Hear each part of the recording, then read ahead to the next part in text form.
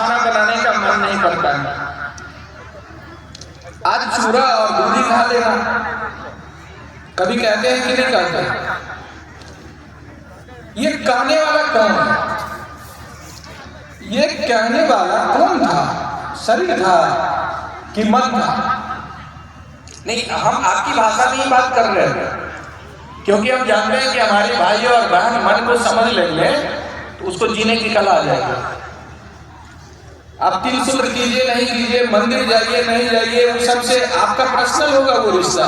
लेकिन मेरा ये कहना है कि जब मन ही मेरा सम्मति है तो मन के बारे में जानेंगे ना कि मन करता क्या है और क्या क्या कर सकता है। तो एक माँ अपने बेटे को कहती है कि आज दूध और चूरा खा लेना, आज खाना बनाने का मन नहीं करता है। और वही कह रही है कि आज बाजार घूमने का मन नहीं करता। अगर मन कहता तो जाते बाजार, खाना बनाते, और आपका जब मन माना होगा तब तो आप शिव चर्चा स्थल पे आए। और जिसका नहीं माना वो नहीं आया, जिसका मन नहीं माना वो नहीं आया, और आपका माना तो आ गए। और मैं आपसे निवेदन कर रहा हूं कि मन के तल पे अगर आप शिव चर्चा स्थल पर उपस्थित होंगे तो आपको हमारे गुरु का ऊर्जा प्राप्त होगा, और नहीं होंगे तो नहीं होंगे। भ्रम में कोई भी लोग नहीं रहे कि इधर उधर करते रहेंगे और परमात्मा शिव की ऊर्जा प्राप्त होगी, ऐसा संभव नहीं है।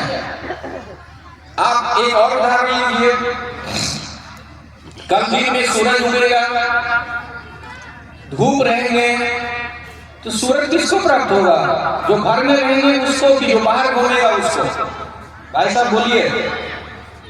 जो बाहर घूमेंगे सूरज की रोशनी, सूरज की धूप उसको प्राप्त होगी, घर में रहने वाले को प्राप्त नहीं होगी।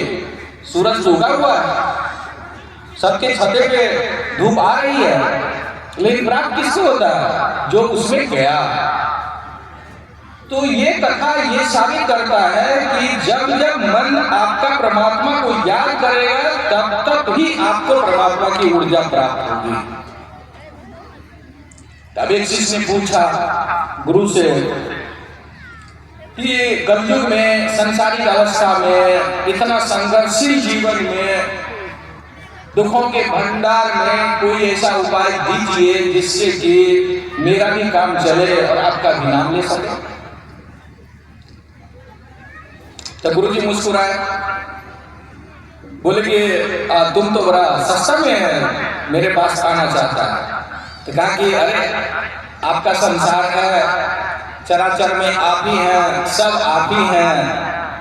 मुझे तो इतना ज्ञान है कि हमारे अंदर जो आत्मा है वो भी आप ही है, और इतना भी ज्ञान है कि बिना आत्मा का हम जिंदा रह ही नहीं सकते हैं। खबर है कि नहीं किसी को?